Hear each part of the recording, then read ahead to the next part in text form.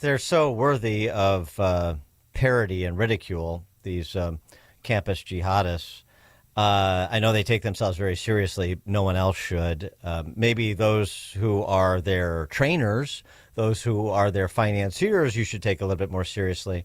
But I mean, this is just delightful. This clip that Mike Scott played on his newscast, the standoff between the administration and the model Hamas on the campus of DePaul, and their spokeshuman had this to say. We are completely willing to leave when DePaul meaningfully divests. We had a very clear demand from the very beginning. I mean, they couldn't be more reasonable. Water cannons, just go in there and spray them out. God, it's such an eyesore too. It's just the message they're sending, and they feel so entitled, and it's just sick. Our friend Heather MacDonald had a good piece on this, different sort of angle on it, as she often does. Why does it seem like the leadership of these encampments and student organizations, the face people out front, are disproportionately female? I wonder. I mean, maybe because 60% of the undergrads in America are female, but maybe there's more to it. For more on this, we're pleased to be joined by the aforementioned Heather MacDonald, the Thomas W. Smith Fellow at the Manhattan Institute, and author of bestsellers including When Race Trumps Merit, How the Pursuit of Equity Sacrifices Excellence, Destroys Beauty, and Threatens Lives. Heather, thanks for joining us again. Appreciate it. Thanks for having me on, Dan and Amy. It's always great. So why we see this movement being led by females? We see it, frankly, being led by females in Congress too. Cori Bush and Rashida Tlaib had a little press conference standing in solidarity with the kids on Friday on Capitol Hill. So, what do you think? Females are more irrational than males. I'm just going to say it outright. Finally, somebody said it. Oh, I agree. This has been known for centuries. when we didn't have, various forms of censorship, males could say this quite outright. But we've had the whole history of Victorian neurasthenia, females getting the vapors, and we've been seeing females getting the vapors on college campuses for the last 20, 30 years. They've demanded trigger warnings. Females have demanded the shutdown of intellectual inquiry because it makes them feel unsafe. We've had the COVID policies, which is quintessentially a female overreaction in its failure to balance costs and benefits, to be rational about the fact that on college campuses there's zero chance of any student getting serious complications from COVID. And now you see overwhelmingly, I mean, your clip from DePaul was just another example. I'd almost defy anybody to find me a video with a bunch of all-male Hamas representatives on campus. They are all female. And it's because, again, they are ridiculously they're moved by the plight of the Gazans, which is real, but they're unable to understand that plight is the direct result of Hamas's failure to release the hostages, which they are holding in a violation of every single law of war, and their failure to come to terms with their massacre. And females now, unfortunately, they're also predominantly in the academic courses, which are the direct source of this pro-Hamas hysteria, this social contagion that we've been seeing.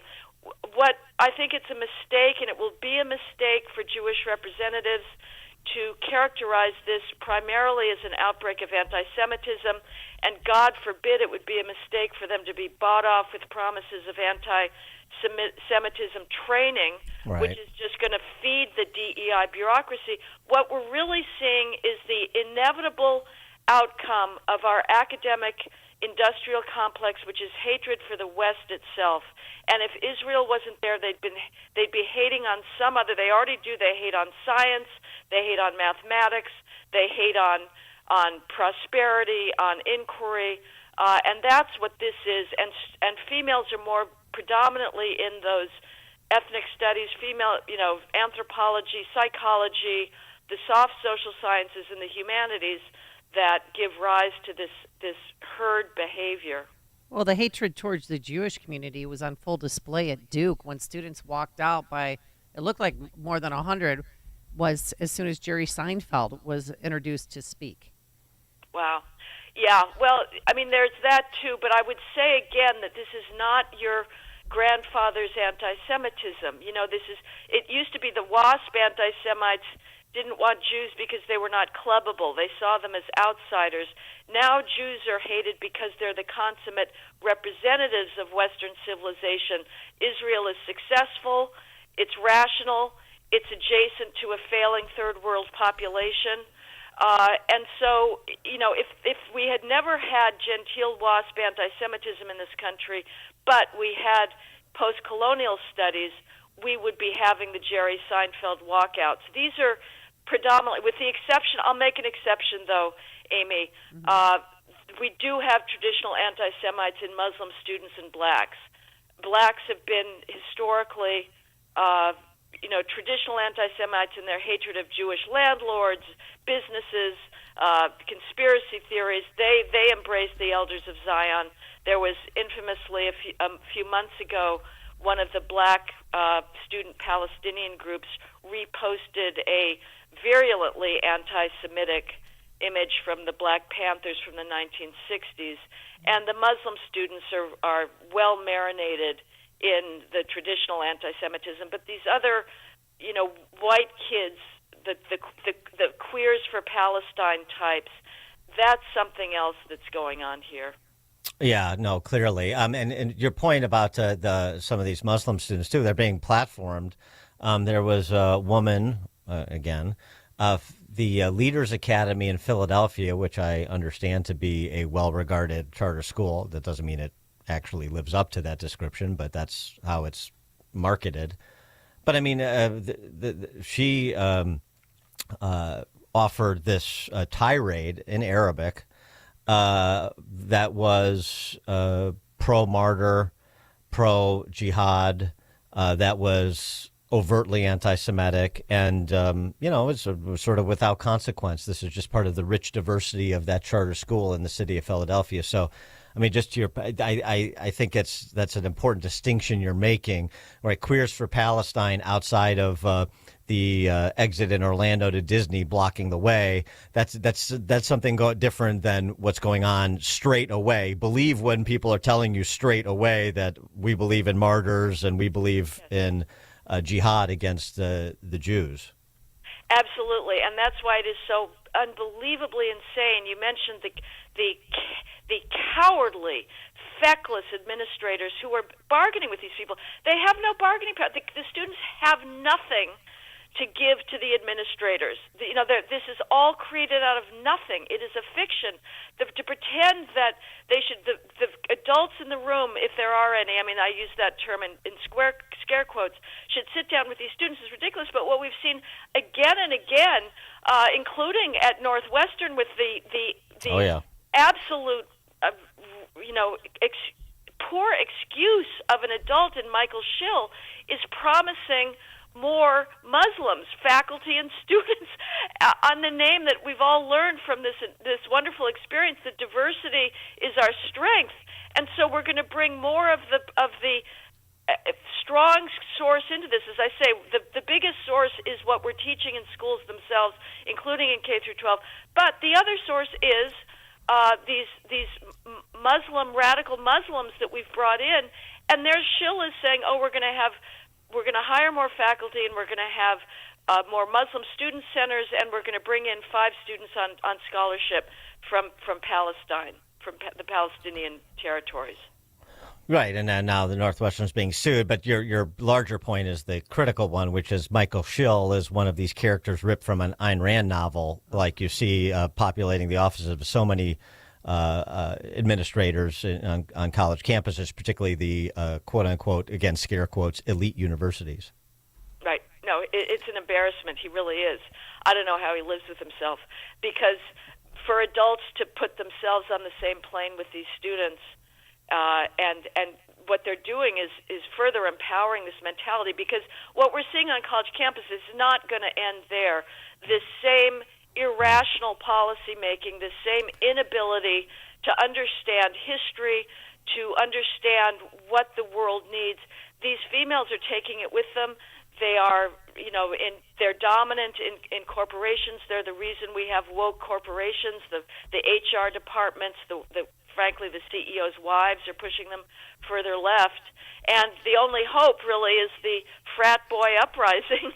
And, we'll maybe hope that this is some sign that straight white males are realizing that they are in the crosshairs, that the entire culture is against them, that they are at the bottom of the totem pole. They're the last to be hired, the first to be fired. I get calls all the time from parents of straight white males with near perfect medical college admissions tests and grades trying to get into medical school with research histories. They're not being admitted because the medical schools now are absolutely committed to diversity, which means they are against meritocracy, because these days you can have diversity or you can have meritocracy. You can't have both, thanks to the skills gap. But the frat boy uprising was a thing of absolute beauty, and I hope it continues and signifies something for the future. Short of the frat boy uprising like we saw in North Carolina, which you're referencing, and present company excluded, of course, is there any hope for womankind to be rational? I wonder. I don't think so. That's I don't a big think ask, Dan. Yeah, I know. I just want somebody else to say it. I mean, this has been one of the known one tool in psychology. There's 5 sort of big traits, the big 5 they're called. And one of the things that got poor James Damore so in trouble, this was the computer scientist at Google who in 2016, I think it was, wrote a memo saying very tentatively, politely, that perhaps the reason that Google doesn't have 50-50 male-female computer scientists and nanotechnologists and engineers was not that Google was discriminating against competitively qualified female engineers, which, let me just add for your listeners, is insane. That is absurd. There is not a chance that any big tech company is discriminating against qualified females. The opposite is the case. So Damore said maybe it's not discrimination, but maybe it's the fact that females, on average, there's always exceptions, have different predilections, they have different interests, they don't necessarily want to be spending 2 a.m. and during their college years in a cold computer lab eating cold pizza rinds coding. Maybe they're more social, maybe they've got a broader range of interests. What he alluded to very, very discreetly and sotto voce was that there is also a vast difference in the high-end math skills. But what he also mentioned was that females, on average, on the psychological tests, score higher on the trait of what's called neuroticism. And this got Damore into trouble because, females are neurotic, blah, blah, blah. But this was a technical term of art. It was a term used in psychology, has been for decades, and it's true. Females score higher on sort of fear, nervousness, anxiety, depression, and also with regards to rational thinking. Again, data is very clear on this. The people who support academic freedom, who support the free inquiry of the pursuit of truth in academic, on universities, regardless of where that may lead, because universities are about, in part, expanding knowledge. They're also, I would add, mostly should be about transmitting inherited knowledge, but they are about new knowledge. That's males. The ones who are for shutting free speech down in favor of safety are females. So these are very ingrained traits that are evolutionary developed, and I would say that the best that the society can do is stop rewarding hysteria. This has been my favorite Why Dan Proft a Single segment I've ever done. Heather MacDonald, our guest, Thomas W. Smith Fellow at the Manhattan Institute, author of the bestseller When Race Trumps Merit, How the Pursuit of Equity Sacrifices Excellence, Destroys Beauty, and Threatens Lives. Again, When Race Trumps Merit. Heather MacDonald, thank you as always. Appreciate it. Thanks, Dan and Emmy. Thank you. And she joined us on our turnkey.pro answer line. It's news, opinion, insight. This is Chicago's Morning Answer on AM 560. The Answer. Hi, it's Sean Thompson here. You know when you're at the mall and you go to those directory signs, the one that says you are here? Well, imagine that directory is a map of your preparation for retirement. Would you know where you are? My friend Tom Fortino at Alpha Wealth Group is offering you the opportunity to not only find yourself on that map, but also find the route toward a successful retirement. He calls it his retirement roadmap. You'll get an analysis of where you are right now, whether you're at risk if the market drops again, whether you're taking advantage of the latest tax changes, and much, much more. To get an idea where you stand on the road to retirement, call my friend Tom Fortino at the Alpha Wealth Group today at 630-934-1855. That's 630-934-1855.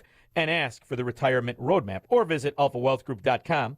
And don't forget to listen to the Alpha Wealth Hour Saturday mornings right here on AM 560, The Answer at 9 a.m. Advisory services through Retirement Wealth Advisors, LLC, and SEC Registered Investment Advisor. Insurance and annuities offered through Alpha Wealth Group, licensed in Illinois. Support our police and hire the police to personally protect you. You've watched the news. Rising crime has been affecting our everyday lives in Illinois more and more these days. Blue Star Security can protect you, your business, or your place of worship. Blue Star Security is the only security company in Chicago with over 900 off-duty police officers, all W-2